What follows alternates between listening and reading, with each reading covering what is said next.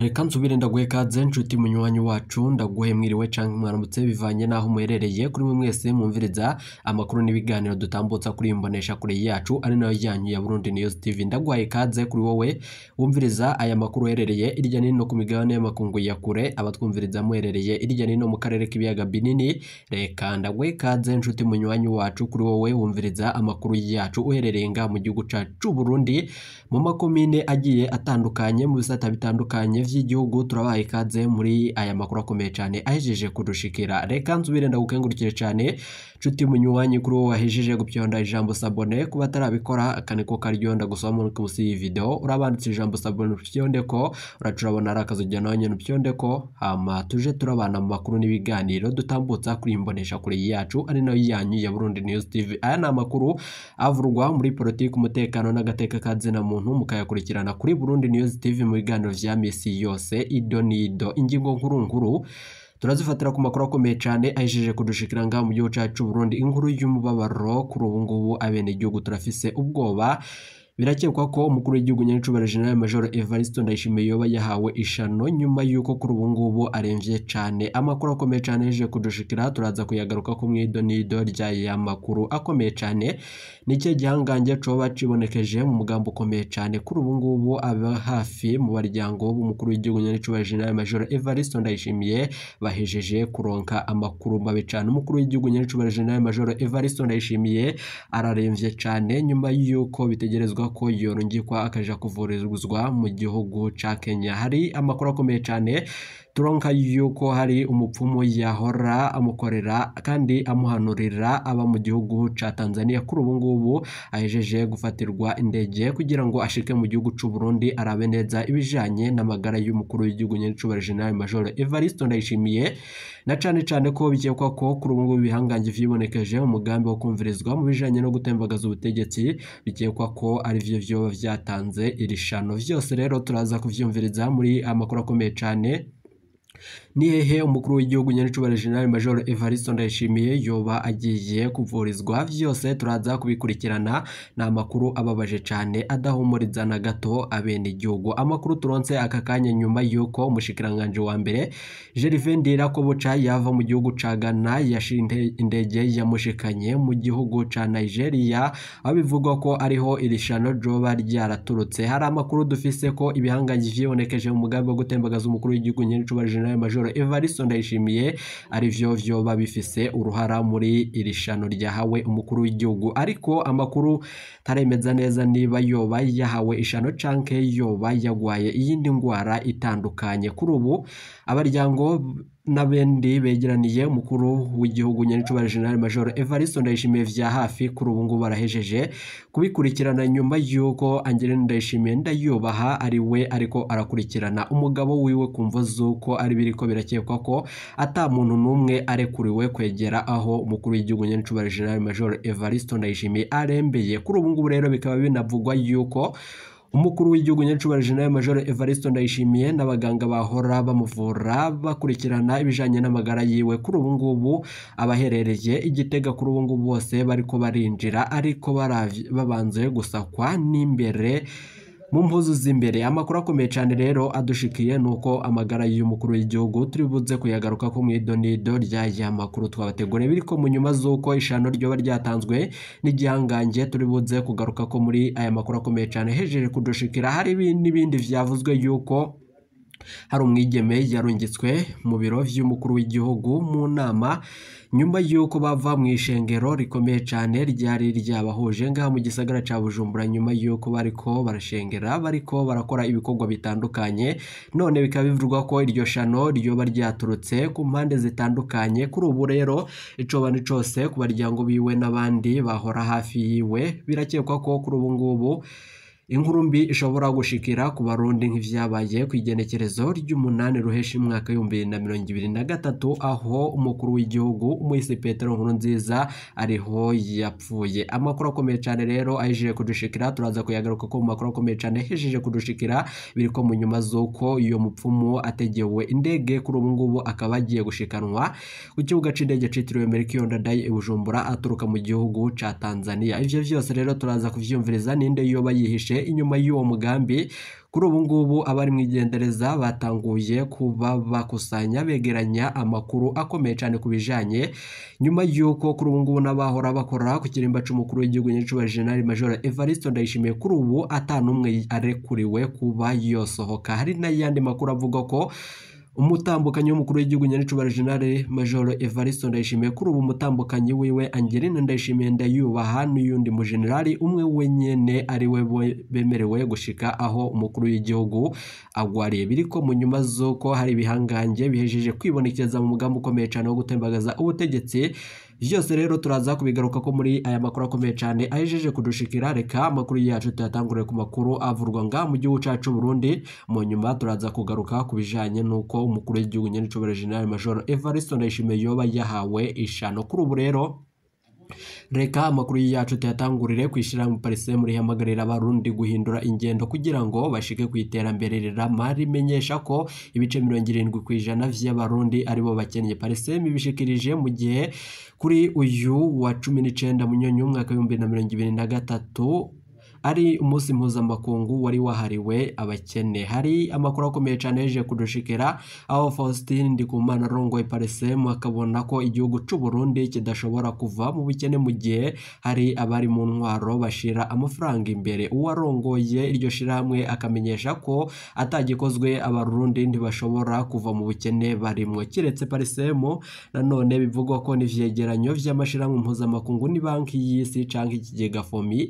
bimaze igihe bishira igihugu c'u Burundi mu mwanya wa mbere mu bihugu bikenye ku isi, nyuma yuko aho amafaranga umunyagihugu mu Burundi aronka ku mwaka ubageze ku madolari y'amanyamerika 308. Kuri ubu ngubu rero ayo mafaranga akaba ari make cyane ugereranije n'ibindi bihugu vyo ku isi nk'uko vyemezwa na bamwe mu bahinga mu vy'ubutunzi. Amakuru akomeye cyane rero ahejeje kudushikira bikaba mu nyuma z'uko nubwo biriko biribonekeza ku mukuru w'igihugu nyacubahiro General Major Evariste Ndayishimiye yoba yahawe ishano, ni nyuma y'uko yari yatangaje amajambo akomeye cyane ko ariko ararondera abamufasha mu bijanye no kugwanya ibihangange vyibonekeje mu mugambi ukomeye cyane wo gutembagaza ubutegetsi bwa nyacubahiro General Major Evariste Ndayishimiye. Akaba yaremvye nyuma y'uko yagirana ibiganiro n'umushikiranganje wa mbere Gervais Ndirakobo bavuga ku bijanye ni dokere yo gukura General Prime Niyongabo mu mabanga.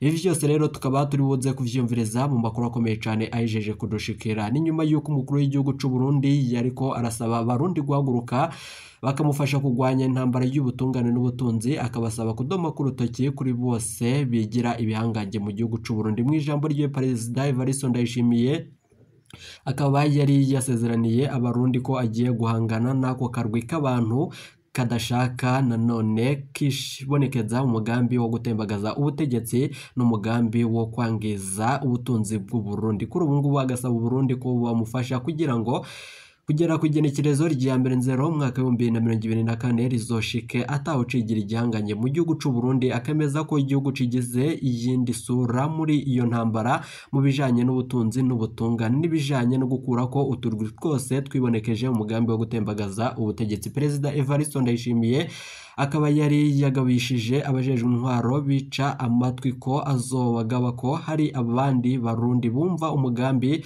azoca atuma bakabasubirira. Amakuru akomeye cyane rero ahejeje kudushikira kubijanye n'amagara y'umukuru w'igihugu nyacubahiro General Major Evariste Ndayishimiye. Turabandanya tuyabashitsa ko reka amakuru yacu tuyabandanirize kuri aya avurwa muri Kenya. Umukuru w'igihugu William Ruto avuga ko ashaka kuronderera abanyakenya amahirwe yo kuronka akazi mu Budage mu gihe igihugu ciwe cugarijwe n'ubushomeri buguma bwiyongera. Ivyo yabivuze imbere yuko afata urugendo aja i Buraya mu nama y'ibihugu 20 vya mbere bikize cane ku isi G20. Kuri ubu ngubu rero abakuru b'ibihugu vya Afrika birenga 10 bitavye iyo nama ibibera ku murwa mukuru w'Ubudage Berlin, bagiye kurondera ico bofasha ubutunzi bwavyo, aharimwo kurungika abakozi gukora hanze rero no kongereza gushora imitahe mu butunzi bwa Afrika. Amakuru akomeye cyane yandi nuko umukuru w'igihugu nanone umukuru w'Ubudage yaheruka ngaha muri Kenya haraheze amezi 3 canke 4 ngiye mu Budage uyu munsi nkuko yatwemereye ko dushobora kuronkayo ubuzi bushika 200,000. Kuri ubu rero umukuru w'igihugu ca Kenya yatangaje ko ategerezwa kugenda yo gukurikirana ayo mahirwe, niko Ruto yavuze kuri uyu wa Mungu iheze. Kuri ubu rero Chancelier umushikiranganje wa mbere Olaf Scholz urugendo rwiwe muri Afrika rwamushikanye muri Kenya na Nigeria, yerekanye ko yifuza kongereza imitahe muri Afrika na cane mu butare nkoramutima no mu gisagara c'umuyaga nkuba. Amakuru yandi biravugwa ko iyo nama igendera ku cifuzo kandi ikanagendera no ku civugo ca G20 Compact with Africa, nanone igamije gukomeza imigenderanire y'ubutunzi hagati ya Afrika n'ibihugu bigize G20. Ibihugu bishika 13 vyo muri Afrika biri muri uwo mugambi: Benin, Burkina Faso, Cote d'Ivoire, Repubulika Iharanira Intwaro Rusangi ya Congo, Misiri, Ethiopia, Ghana, Guinea, Maroc, Rwanda, Senegal na Togo na Tunisia n'ibindi bitandukanye. Abategetsi b'ibindi bihugu ba Kenya na Nigeria bitavye iyo nama nk'abatumire. Ariko reka tugaruke ku makuru akomeye cyane nkuko twebabwiye mu fiyofinyo. Amakuru akomeye cyane avurwa mu gihugu cyacu Burundi, amakuru ajanye n'amagara y'umukuru w'igihugu nyene cubahiro General Major Evariste Ndayishimiye. Kuri ubu ngubu ni nyuma yuko ibintu bihejeje gukomera cyane, nyuma yuko bikekwa ko umushikiranganje wa mbere Gervais Ndirakobuca canke ibihangange bitandukanye ari byo vyo vyaratanze ishano ku mukuru w'igihugu nyecubahiro General Major Evariste Ndayishimiye. Inkuru y'umubabaro ku baryango biwe n'abakunzi biwe n'abene igihugu muri rusange biravugwa ko ibintu vyo bihejeje gukomera cyane nyuma yuko hataratangazwa ingwara umukuru w'igihugu kandi bikaba bitaramenyekana iyo ategerezwa kuvurizwa. Ni nyuma yuko amakuru adushikira avuga ko umukuru w'igihugu kuri baremvye cyane na cyane ko adashobora kuvurizwa mu gihugu c'u Burundi. Birakekwa ko kurungikwa muri Kenya kuvurizwa yo kurungu vyo babigiye kuba inama nyuma yuko bikekwa ko ibitaro vyo muri Kenya vyo vyarashikirijwe n'umwe mu bihangange bitandukanye, akaba yarakoze yo umugambanyi bukomeye cyane. Biravugwa ko umukuru w'igihugu ariko ararondera uwo mupfumu wiwe yahora amuhanurira kubijanye n'urugendo rwiwe n'ubuzima bwiwe, amagara yiwe ya misi yose. Bikaba bivurwa ko kuri ubu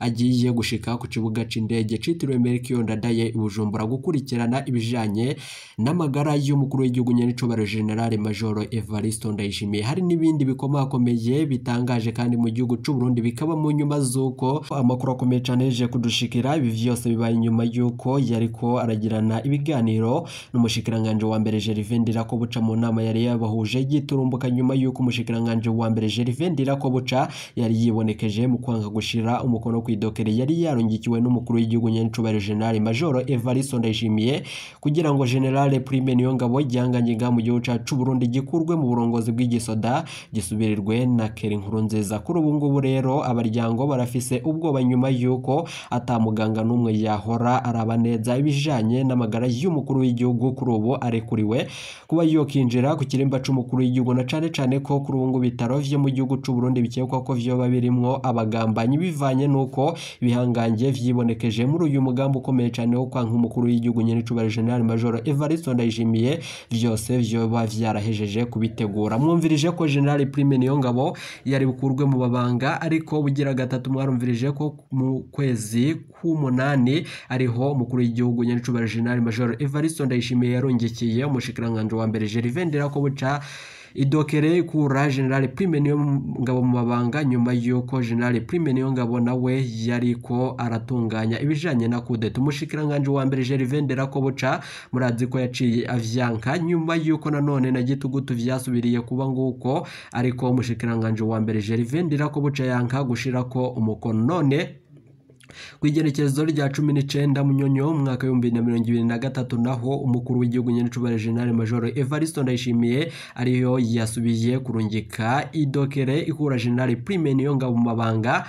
Umushikiranganje wa mbere yaciye arahira ararengwa avuga ko atoshira umukono kwidokere ikura General Prime Niyongabo mu mabanga, na cane ko wenyene abona ko General Prime Niyongabo ari we ashoboye kurongora igisirikare c'u Burundi bijanye n'urugamba rwo muri Repubulika Iharanira Intwaro Rusangi ya Kongo no kubikirikiranira hafi bijanye n'umutekano. Bikavugwa ko General Prime Niyongabo we ashoboye kurongora igisoda mu gihugu c'u Burundi, na cane ko bivurwa ko Keri Nkurunziza yoba ari umwana adakwiye gusubirira General Prime Niyongabo. Ivyo vyose rero turoza kubigaruka ko makuru akomeye cyane aza tubandanya tuyabashitsa ko bikaba mu nyuma z'uko na wa mugwi mushasha wa Laruba hejeje kumenyekana ko hari intererano iva mu gihugu ca Uganda. Ayo makuru rero biravugwa ko igihugu c'u Buganda arico cyoba kiriko kiratanga intererano kuri uwo mugwi mushasha nk'uko bamwe mu bavyemeza bari ngaho n'abasirikare batorotse igisirikare c'u Burundi bagiye muri uwo mugwi bakawinjira kuri ubu ngubu bivugwa ko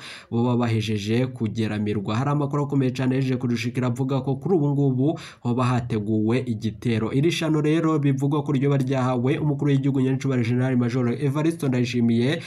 Biravugwa yuko kuri ubu ngubu hari ibihangange bishika bitatu vyoba biri muri uwo mugambwe nyuma yuko nanone bakiriko barabikora ko amatoza kuvyerekeranye niba vyoba ari ukuri canke vyoba ari ububeshi. Na cane biravugwa ko umukuru w'igihugu Nyancubahiro General Major Evariste Ndayishimiye yahorana ingwara y'igisukari ariko nanone itahora imuremvya nkuko kuri ubu ngubu vyifashe. Kuri ubu rero inkuru y'umubabaro cane abarundi turategereje kandi abasenga musenge mufashe mukuru w'igihugu Nyancubahiro General Major Evariste Ndayishimiye Imana imufashe mu bijanye n'ubuzima n'amagara yiwe kuri ubu ngubu agerame. Bikaba mu nyuma z'uko dutegereje amakuru akomeye cyane ari buze gutangwa na wa mupfumu yahora anurira umukuru w'igihugu Nyancubahiro General Major Evariste Ndayishimiye aturuka mu gihugu ca Tanzania. Kuri ubu rero tukaba dutegereje ngashike ku kibuga c'indege citiriwe Melchior Ndadaye i Bujumbura kugira ngo arabe neza ibijanye n'amagara yiwe. Ndabibutse ko kuri ubu ngubu ata muntu n'umwe arekuriwe